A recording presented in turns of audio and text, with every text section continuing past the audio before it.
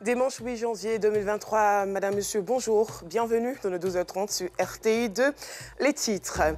6 mois qu'ils sont détenus, enfin, ils sont libres. Les 46 militaires ivoiriens détenus au Mali ont regagné la capitale économique, Abidjan. Ils ont été accueillis par le président de la République. Et puis au Bénin, ce sont plus de 6,7 millions d'électeurs qui sont attendus aux urnes ce dimanche pour les législatives. Bienvenue si vous nous rejoignez. Nous les attendions. Ils sont enfin de retour sur la terre de leurs ancêtres. Les 46 soldats ivoiriens détenus au Mali depuis le 10 juillet 2022 ont foulé le sol ivoirien ce samedi. Ils ont été accueillis à l'aéroport international Félix Houphouët-Boigny de Port-Bouët par le président de la République, Alassane Ouattara. Les détails avec Alassane Drabo et Afisiata Dosso. Les 46 soldats ivoiriens détenus au Mali ont regagné Abidjan peu avant minuit dans la nuit de samedi à dimanche. Comme des héros revenus d'une mission accomplie, ils sont accueillis à tour de rôle sur le tarmac de l'aéroport international Félix Houphouët-Boigny par le président de la République Alassane Ouattara. Moment d'émotion pour ces soldats restés dignes malgré tout.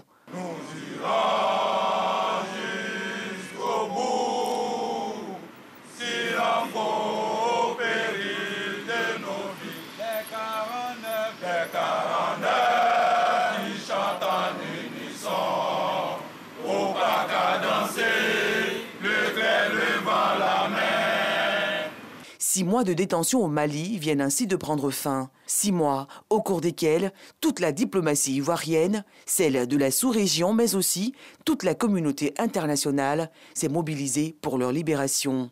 Devant leur famille, le chef de l'État, Alassane Ouattara, a tenu à saluer leur courage, leur détermination et leur sens du patriotisme. Il y a eu des incompréhensions. Mes chers soldats, je voudrais que vous soyez rassurés, que vous n'avez absolument rien à vous reprocher. Mais voyez-vous, quelles que soient les incompréhensions, les frères arrivent toujours à se comprendre et à se retrouver. Nous estimons qu'avec un pays frère et ami, il n'était pas nécessaire d'avoir une voix autre que celle de la diplomatie. La détention de ces 46 soldats, à en croire le chef de l'État, ne portera pas un coup sur les relations d'amitié et de fraternité entre nos deux pays. À plusieurs reprises, le premier des Ivoiriens l'a martelé, le Mali et la Côte d'Ivoire sont des pays frères. Ce sont plusieurs familles qui retrouvent le sourire après 6 longs mois d'absence. Bienvenue sur la terre de Burni, chers soldats.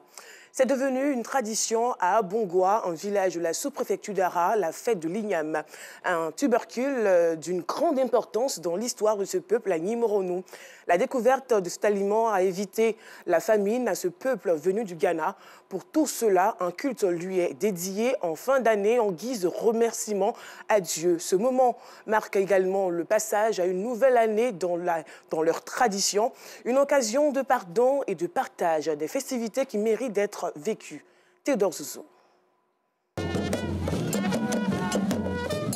La danse Kambonou en langue locale Agni, qui signifie « mettons-nous ensemble », conduit un cortège des fils et filles d'Abongwa venus participer à la fête de l'Igname. Cette localité du pays est en fête. C'est la fête du Nouvel An chez les Animorou. Le tam-tam parleur à son tour annonce officiellement les festivités. C'est la veille de la fête des Ignames, Bédelou, comme on le dit en Agni. Donc alors on appelle les ancêtres, on appelle tout le monde venir fêter. Une célébration séculaire. La bataille fratricide qui avait opposé au XVIIIe siècle nos frères Assanti et leurs frères du Denchira. Ceux-ci ont été battus et ils ont fui vers l'ouest de l'actuel Ghana en quête d'un horizon plus gai, plus tranquille, plus paisible. Et c'est au cours de ce déplacement de population qu'ils ont connu plusieurs difficultés, surtout le problème d'alimentation. Ils ont vu une igname sauvage, ils l'ont récoltée, ils l'ont mangée. C'est depuis lors Ils ont considéré que ce tubercule a été pour eux une source de bonheur, parce qu'ils auraient pu mourir de faim pendant la longue marche. Après la civilité au chef de terre du village, la nuit tombée, c'est un village en ébullition qui ne dormira pas. Les rues sont prises d'assaut par les populations euphoriques. Des pas de danse exécutés dans un nuage de poussière ocre. Ce moment marque le passage du jeudi au vendredi saint. Au lever du jour, le responsable de la mutuelle de développement du village revient sur les innovations de cette édition. On a fait des élections de Miss Aoulaba, voilà, chez nous on dit Biéchoua Clément, c'est-à-dire le beau garçon. Voilà, il y a eu le concours de danse, il y a beaucoup de choses. Il y a le concours à Walé, le dépistage pour accompagner nos parents, pour prendre leur tension, pour vérifier, prendre leur constance. Donc il y a beaucoup de choses qu'on fait autour. Donc nous n'hésitons pas vraiment à mettre en place toutes ces activités-là pour que les jeunes puissent vraiment s'approprier. Pendant ce temps, dans les cuisines, les femmes s'attellent à préparer les différents mets recommandés pour le rituel Oman. Foufou. On a fait des foufous, il y a foufou blanc, il y a foufou rouge aussi. On fait le foufou pour donner les enceintes. Des sauces que seuls les Agni Moronou ont le secret sortent également des cuisines. Des plats beaucoup prisés. Sauce gombo écrasée là, quand on aille, on ne trouve pas pour manger. Donc aujourd'hui spécialement, c'est ce que je désire manger parce que nous aimons ça et c'est un peu rare. Et c'est très bien fait. Le repas terminé vers 14 h, toutes les familles sont captivées par un élément qui mesure la cohésion et la paix en leur sein. Il s'agit du sacrifice. L'anxiété se lit sur le visage quand le poulet est lancé. Il y a une année qui s'est écoulée.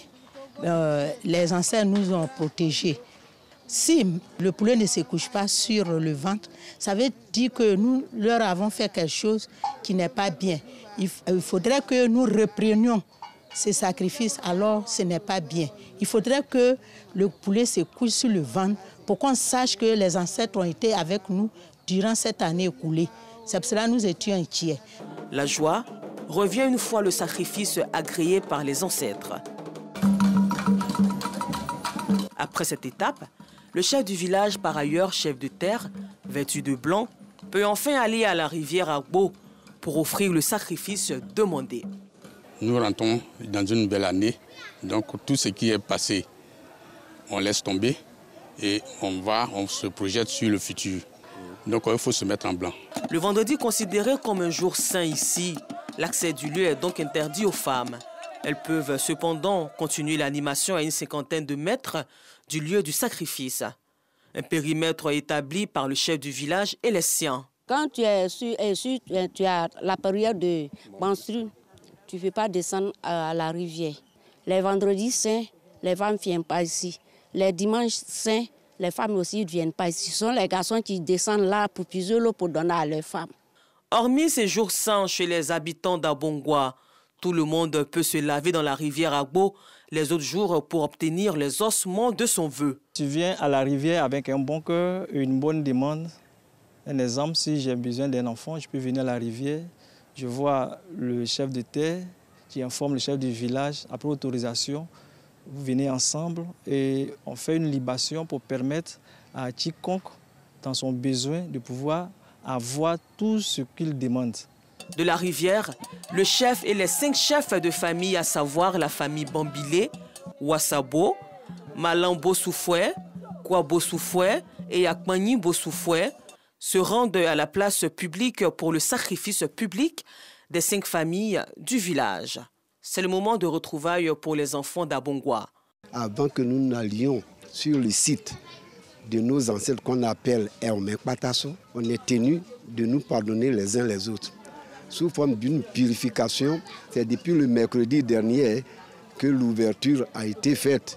Donc à partir de ce mercredi jusqu'à même mercredi prochain, c'est même pas lundi, mais jusqu'au mercredi prochain, il n'y a pas de palabre. La vénération de l'Ignam dans cette localité de la sous-préfecture d'Ara est une tradition et définit l'identité culturelle de ce peuple.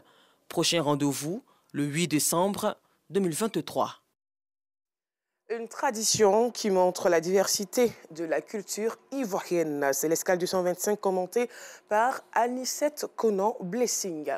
À Abidjan, de la commune d'Abobo, située au nord du district autonome de la capitale économique, les populations du quartier d'Akekoua ont décidé de célébrer le vivre ensemble. Nous Garé, Paga se reconnaît. Ils sont sortis de tous les quartiers d'Akekoua, village situé dans la commune d'Abobo, pour une parade. Cela sous fond musical en ce premier jour de l'an.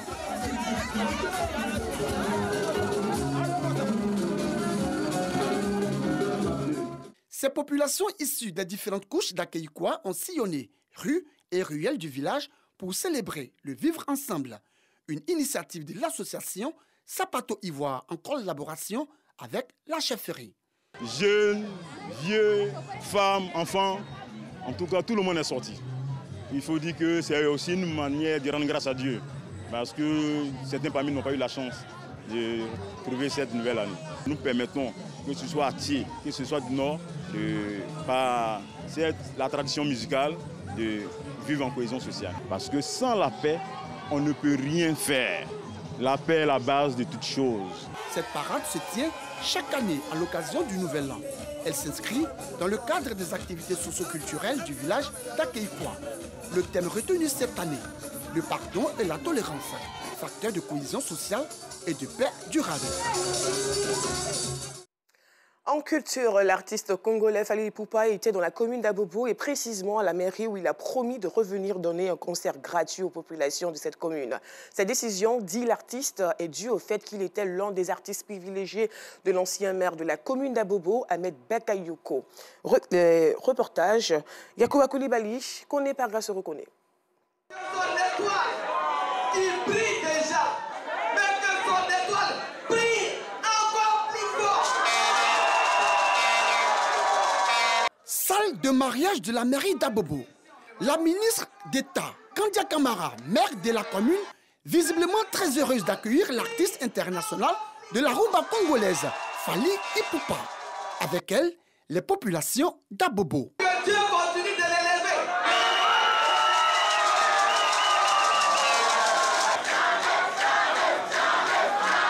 Profitons de cette chaleureuse rencontre. La première magistrate de la commune a, au nom des populations, invité Fally Ipupa à donner un concert à Abobo pour le bonheur des habitants de cette cité. Non sans rappeler les liens très forts d'amitié qui liaient l'artiste au Golden Boy, feu Ahmed Bakayoko, qu'elle a succédé à la tête de la municipalité. En votre nom, j'ai fait la doléance. J'ai demandé à Fally Ipupa de revenir ici, à Abobo, nous gratifier d'un concert. La requête du maire et des populations d'Abobo acceptée par l'artiste congolais Fally Ipupa.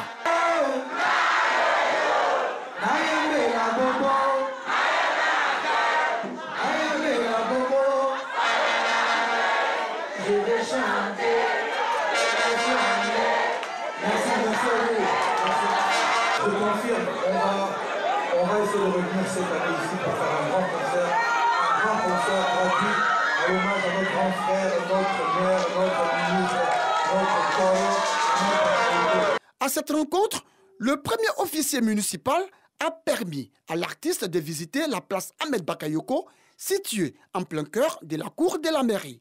Kandia Kamara, à ses côtés, Fally Ipupa et ses plus proches collaborateurs en a profité pour faire des dons aux populations de sa circonscription et à une veuve de 10 enfants. Un geste qui s'inscrit dans le cadre de la politique sociale de la municipalité qui vise à soutenir les familles à faible revenu, mais aussi les personnes en difficulté. Après quoi, l'artiste international de la rumba congolaise a pris congé des populations d'Abobo et de sa première magistrate dans l'espoir de le retrouver pour le concert gratuit cette année en hommage à feu Ahmed Bakayoko, dit Ambak.